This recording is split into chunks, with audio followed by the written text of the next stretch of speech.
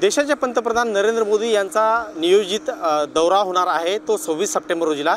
त्या अनुषंगाने मोठ्या प्रमाणात इथं तयारी पोहरादेवी येथे करण्यात आलेली आहे। बंजारा समाजाची काशी असलेल्या पोहरादेवी येथील जे बंजारा संस्कृतीचं दर्शन घडवणारा नंगारा भवन आहे यांच्या उद्घाटनासाठी यांच्या लोकार्पणासाठी नरेंद्र मोदी यांचा हा नियोजित दौरा इथं होऊ घातलेला आहे। आणि त्यासाठी आपण मागे बघू शकता प्रशासन मोठ्या प्रमाणात सज्ज झालेलं आहे। एकूण जर पाहायला गेलं तर जवळपास 7 हेलिपॅडची इथं व्यवस्था करण्यात आलेली आहे आणि ती निर्मिती करण्याचं काम मोठ्या प्रमाणात तयार करण्याचं काम इथं सुरू आहे। मागं आपण बघू शकता इथं प्रशासनाचे काही अधिकारी आहेत ते इथं पाहणी करताना आपल्याला दिसत आहेत। त्याही पलीकडे जाऊन इथं जे हेलिपॅड निर्मितीचं काम चालू आहे 1 2 3 नाही तर जवळपास 7 हेलिपॅड इथं निर्मिती होणार आहेत आणि त्या अनुषंगाने आता प्रशासनाने कंबर कसलेली आहे।